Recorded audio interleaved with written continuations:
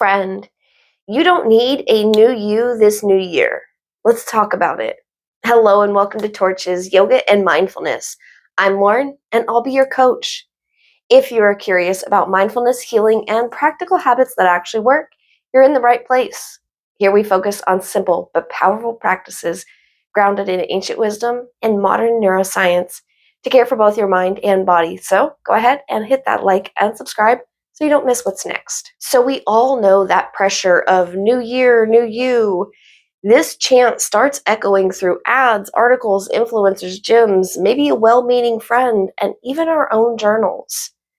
Amongst all the holiday chaos, now we're just supposed to have a master plan for reinventing ourselves, fixing everything we didn't fix last year, and leveling up to some optimized versions of ourselves, all because the calendar changes.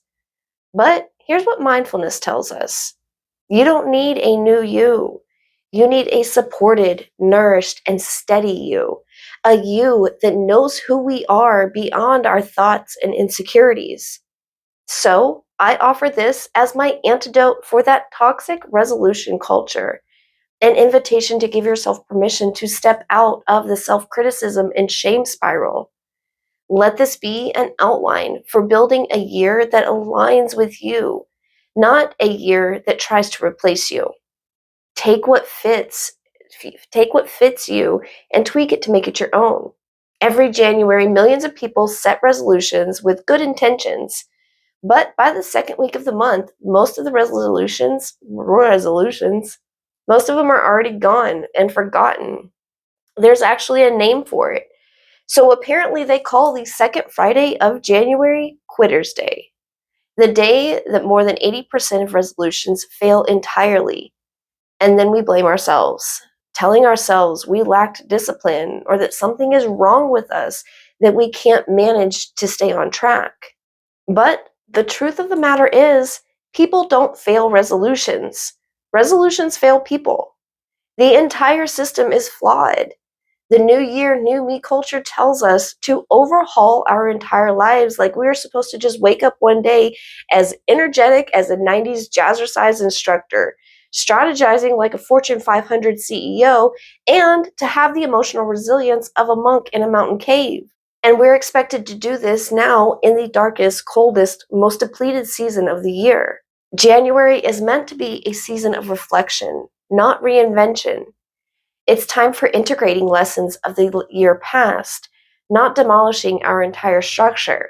And you know, I have the science to back this up. Most resolutions are built on a really rigid all or nothing mindset, like the thought that I either succeed perfectly or I fail completely. And our internal system, like our brains and nervous system, and even our inner child, does not like it. They don't respond well to this type of pressure. Then the shame arrives, the self-doubt, thoughts of, oh, I messed up again, or oh, I can't get it right. And that's when everything starts to shut down. Shaming ourselves flips a switch that turns off our motivation and turns on our survival mode. I see it often where people think being hard on themselves is going to keep them disciplined, or they think they will guilt themselves into change. And I get it. We were raised believing that toughness equals progress. Like tough love should pressure me into better habits. But that's not how our minds or nervous systems actually work. And the science shows us that. Self-criticism disguises itself as motivation. But behind the facade, it's draining our resilience, not building it. When we shame ourselves, the nervous system reacts as if there is a threat. So our stress hormones spike, our emotional brains take the wheel. And the part of our mind that we need to stay consistent, the executive function region that handles planning, long-term thinking, and our impulse control, that all takes a back seat. That shame actually causes us to lose access to the mental hardware we need to be able to follow through with plans or goals. So when I hear someone say that they are mad at themselves for slipping or that they were hoping that the guilt would keep them accountable, What's really happening is their brain is being pushed into a state where consistency isn't even possible. That is why I am always on here stressing self compassion, to be kind to yourself. Self compassion isn't soft or indulgent, it's stabilizing. It's what makes sure that all the right systems are online and working in harmony. And it creates the conditions where sustainable change can actually happen. Self compassion is the chocolate chips in the chocolate chip cookie, and the cookie just isn't right without them. That brings me to the heart of this message: New Year, New You. It carries an unspoken assumption that who you are right now isn't enough, that you need to be replaced, that your worth resets every January and you have to earn it all over again. But real, grounded growth doesn't ask us to replace ourselves. It reminds us to return to ourselves. We don't need to become someone else.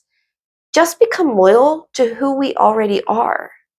Say that to yourself with me. This year, I stay loyal to the parts of me that already work. That sentence alone can undo a decade of harmful conditioning.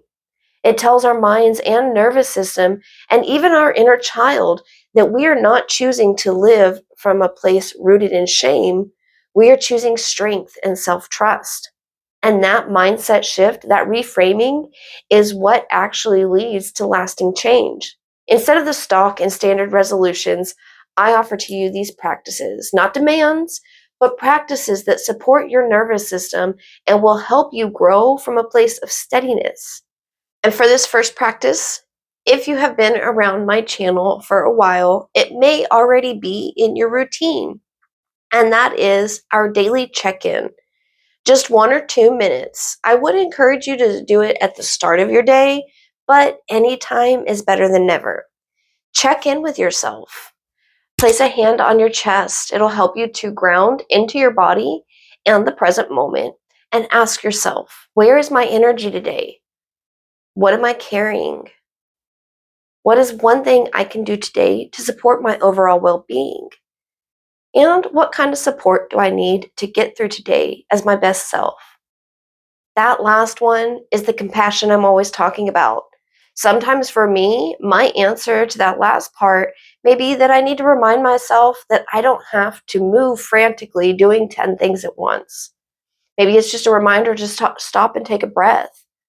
Other times it's not so deep, and maybe I just need a comfy outfit or some comfort food to look forward to for dinner that night. A daily check in like this keeps us from feeling like we lose ourselves in the hectic day to day. Okay, practice number 2 is the 5% shift. Instead of trying to overhaul every aspect of your life, try asking yourself, what is a 5% improvement that I can make? 5% is gentle, it's doable, and most beneficially, it's repeatable. And our nervous systems like consistency, especially when it makes us feel good all around.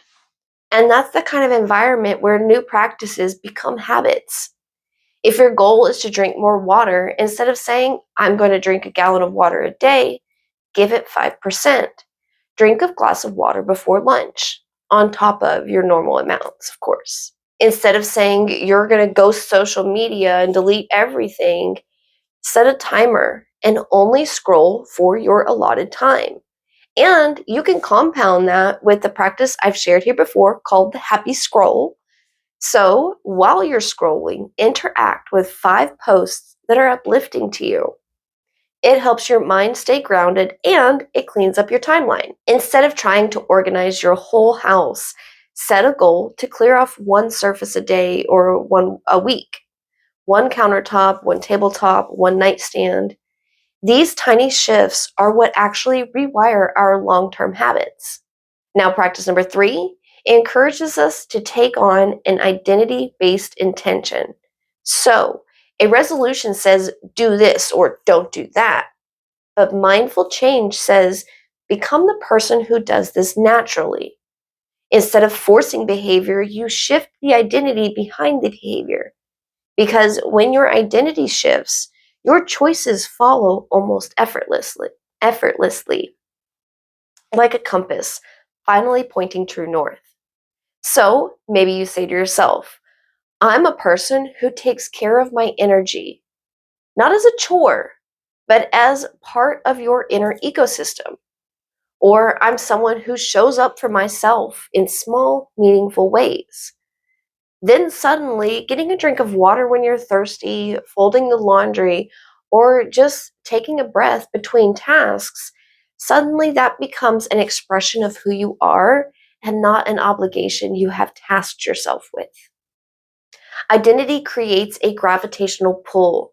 You don't have to drag yourself towards the habit or goal, it just starts to orbit around who you're becoming. January in our culture gets treated like a starter pistol. New year, new push, new pressure. But if we listen to nature, the true teacher, everything is hushed and slowing down. Plants and animals are conserving. The ground is still.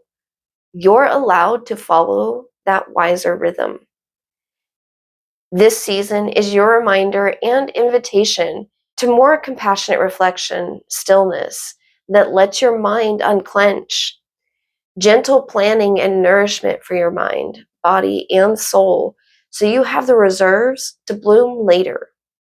When we align with the season we are in, our growth becomes sustainable instead of forced.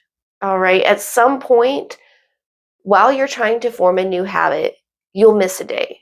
You'll forget a practice. And it's important to remember that it's not failure.